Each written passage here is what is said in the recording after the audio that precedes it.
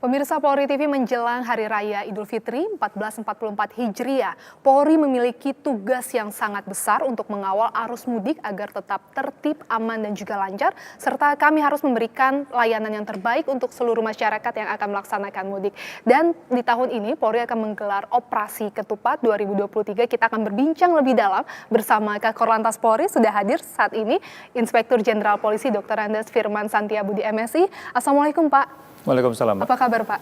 Alhamdulillah sehat. Sehat ya Bapak. Ini Operasi Ketupat direncanakan dari tanggal 17 April Bapak begitu hingga 1 Mei 2023. Apa strategi yang disiapkan untuk Operasi Ketupat 2023 ini? Ya, tentunya yang pertama saya sampaikan operasi ini operasi kemanusiaan. Kita patut berkolaborasi dan ini sudah kita kerjakan tanda kutip ya. Tahun lalu kita boleh berkaca dari sana bagaimana kolaborasi itu menentukan kalau saya boleh bilang keberhasilan operasi. Di sini kita tidak hanya menyangkut kepada para stakeholders, tapi kita juga sudah mulai melibatkan masyarakat sebagai pengguna jalan juga menjadi bagian daripada operasi itu sendiri. Jadi ini bukan operasi mandiri, tapi operasi gabungan. Kita semua berada di sana. Ini yang paling penting. Pelibatan media itu juga menjadi strategi kita di samping strategi-strategi untuk rekayasa yang kita sudah pernah terapkan.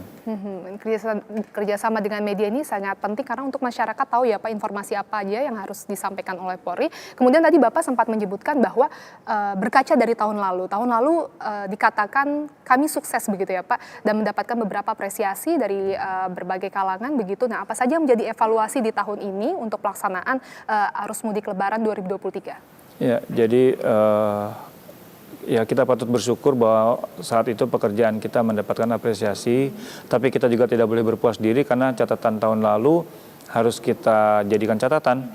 Yang pertama itu catatan ke arah barat, ya di penyeberangan kita ada catatan di sana, karena pada saat di mana pantauan kita di CCTV, wilayah-wilayah itu sudah istirahat, di sana masih berjajar lampu merah yang arah menuju ke pelabuhan.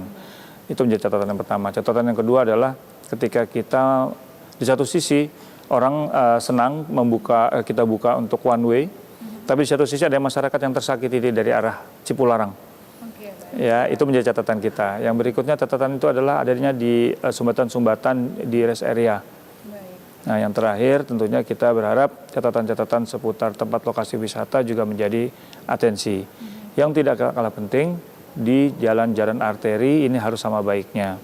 Nah, berdasarkan catatan tadi, sejak 2 minggu pasca Lebaran tahun lalu, kami para stakeholders sudah mengadakan rapat-rapat evaluasi. Kita bertemu, kita sharing, kita saling membuka diri untuk melihat sampai sejauh mana kita bisa laksanakan kolaborasi ini. Di samping tentunya hal-hal positif yang bisa kita raih, seperti contohnya kita sudah memanfaatkan traffic counting yang dibuat oleh Jasa Marga. Itu bisa kita jadikan acuan untuk kapan kita akan melakukan cara-cara bertindak kita di lapangan. Jam berapa kita akan melaksanakan kegiatan tertentu, jam berapa kita menghubungi teman-teman di media. Nah ini yang saya katakan tadi menjadi satu catatan penting plus minus yang harus kita kerjakan. Tapi alhamdulillah tahun ini Bapak Menteri PUPR dengan jajaran, Bapak Menteri Perhubungan dengan jajaran, Bapak Menko, Bapak Kapolri, bahkan Presiden mengatensi betul hal-hal yang menjadi catatan kemarin. Angka ini cukup waktu itu ya 85,5 juta masyarakat cukup mengkhawatirkan. Dalam artian dibandingkan dengan tahun sebelumnya di mana 2 tahun kita menghadapi pandemi. Tapi tahun ini ternyata setelah dibuka PPKM dan lain sebagainya angka menjadi 123,8.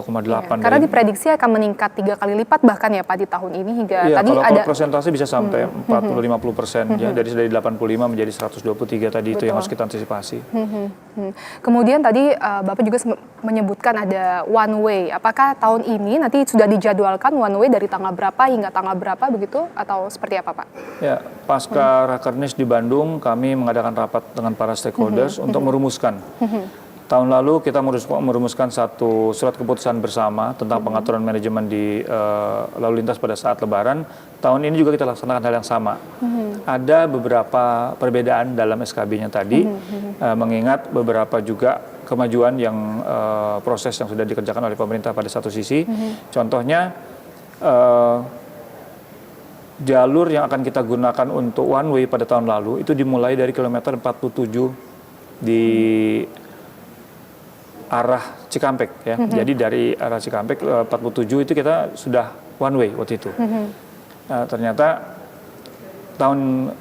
satu tahun berjalan ini Menteri PUPR berhasil menambah satu lajur di arah Cikampek di masing-masing jalur A dan B ya, arah Jakarta dan arah timur, sehingga ini membuka keleluasaan masyarakat yang nanti akan menggunakan jalur MBZ. Baik. Nah, waktu tahun kemarin ini antisipasi bottleneck. Betul. Di kilometer 48 itu bottleneck, sehingga di 47 kita buka one way. Mohon maaf, waktu itu masih kontraflow. Ya, jadi ke arah sana.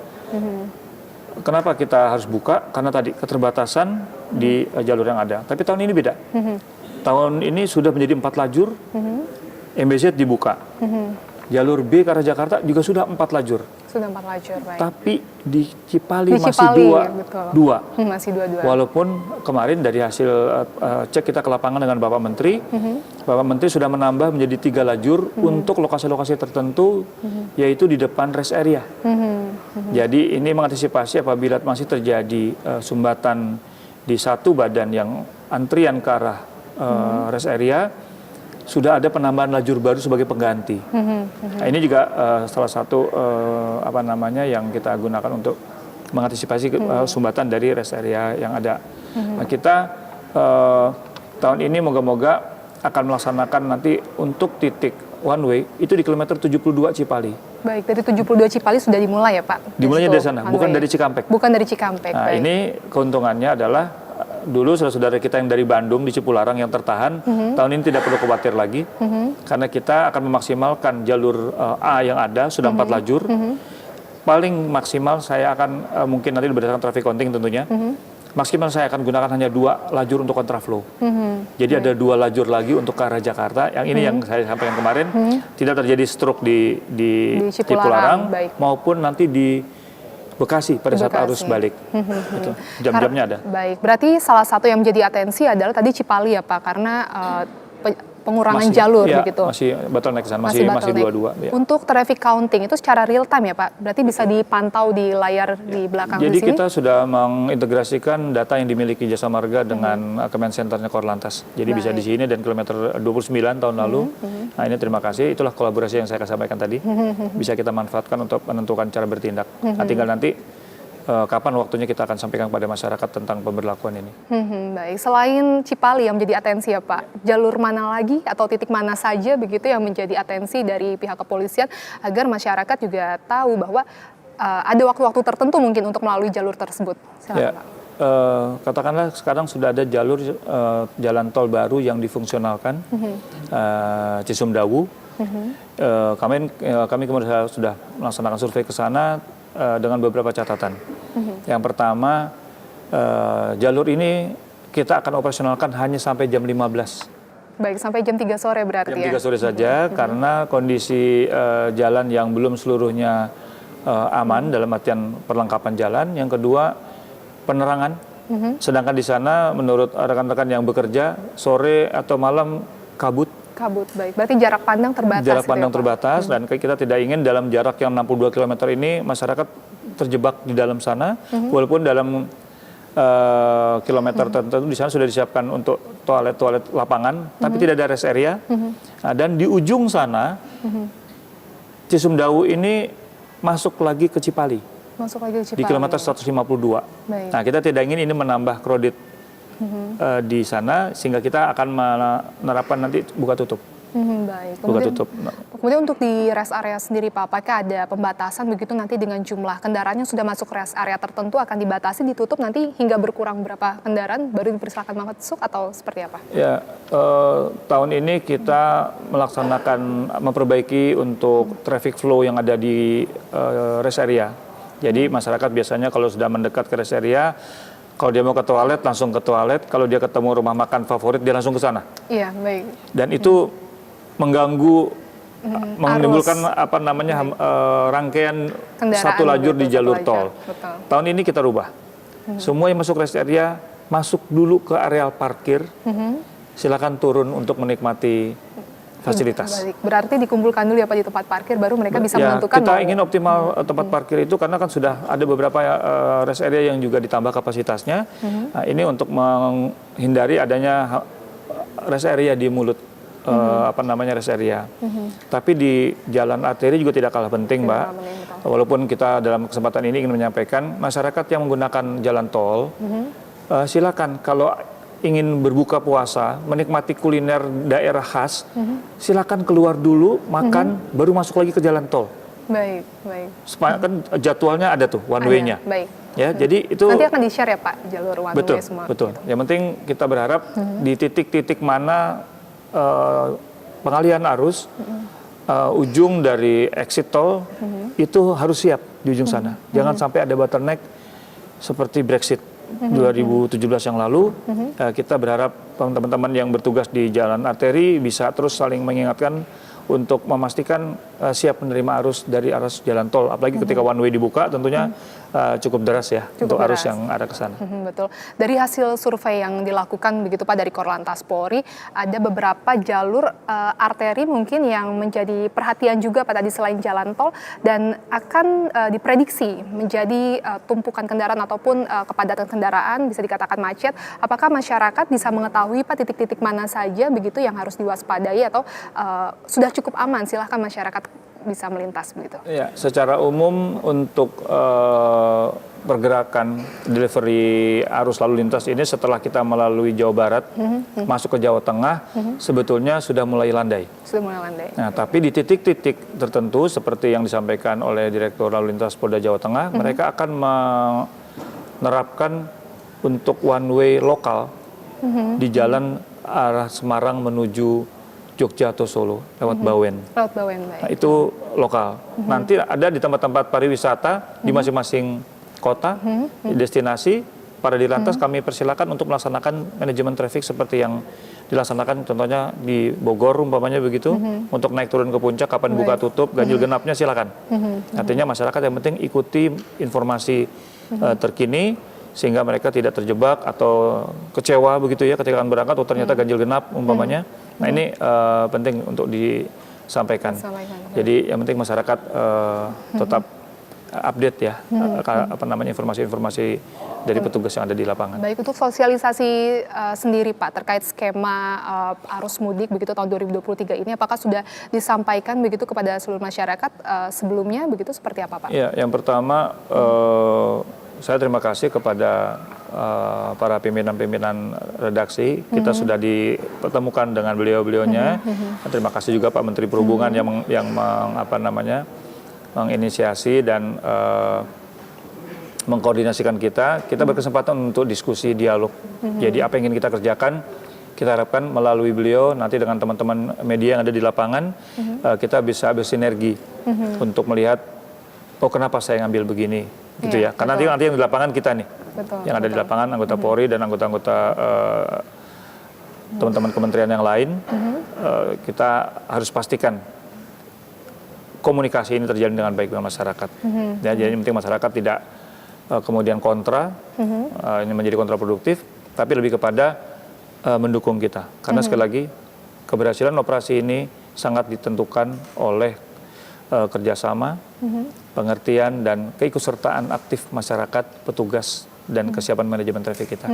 Berarti sinergitas semua pihak ya Pak ini untuk mendukung agar mudik ini tetap aman, lancar, dan juga berkesan. Karena mudik tahun ini harus berkesan Pak, begitu, berkesan baik kepada seluruh masyarakat. Dan kalau tidak salah tanggal 6 April kemarin sudah dilaksanakan rapat lintas sektoral bersama BNPB, Basarnas, hingga BMKG. Nah untuk masyarakat, apakah dari BMKG nanti akan menyajikan informasi-informasi terkait ramalan cuaca dan bekerjasama dengan Korlantas Polri, kemudian baru di-share ke publik seperti apa Pak?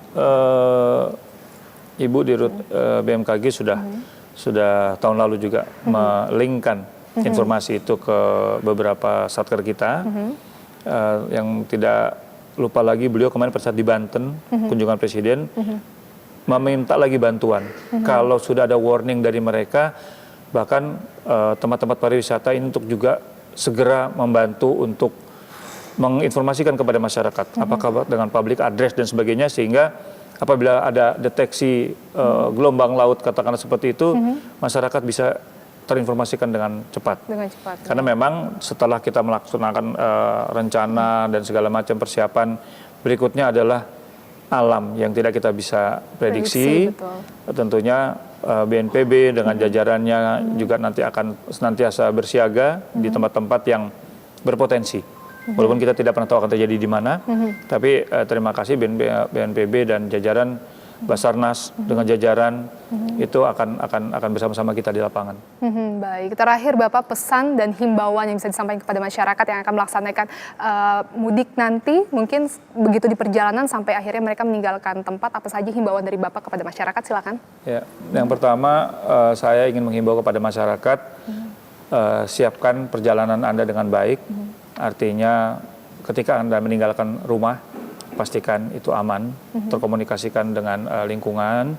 Yang kedua, pastikan kendaraan Anda dalam keadaan prima, silakan masih ada waktu untuk servis dan lain sebagainya.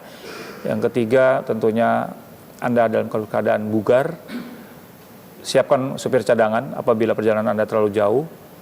Istirahat setiap 3 atau 4 jam untuk yang sudah profesional, 2 jam untuk yang masih baru. Jangan paksakan apabila Anda dalam keadaan lelah. Siapkan makanan. Kita tidak berharap Anda tidak mendapatkan kesempatan bergiliran di dalam rest area, tapi setidaknya Anda sudah siap dengan makanan yang tersedia. Dan jangan lupa para pengguna jalan tol, kartu tol harus terisi dengan cukup supaya ini tidak menjadi hambatan bagi pengemudi yang ada di belakang. Dan terakhir, patuhi rambu lalu lintas, ikuti saran petugas, dan tetap gembira tentunya, dan jangan lupa berdoa. Berdoa, baik. Itol ya Pak, jangan lupa diisi ya Pak untuk seluruh pemudik, baik. Kami ucapkan terima kasih kepada Kakor Lantas Polri, Inspektur Jenderal Polisi Dr. Andes Firman Santiabudi MSI atas waktu dan juga informasi yang telah diberikan kepada seluruh pemirsa Polri TV. Sehat selalu Bapak, selamat bertugas. Terima kasih sama-sama, selamat bertugas juga. Baik, selamat bertugas untuk Bapak dan juga rekan-rekan di Korlantas Polri. Terima kasih. Baik, pemirsa, itu dia tadi dialog presisi dengan tema kesiapan Polri pada Operasi Ketupat 2023 dalam mewujudkan mudik yang aman dan berkesan. Sampai jumpa di dialog presisi selanjutnya. Salam presisi.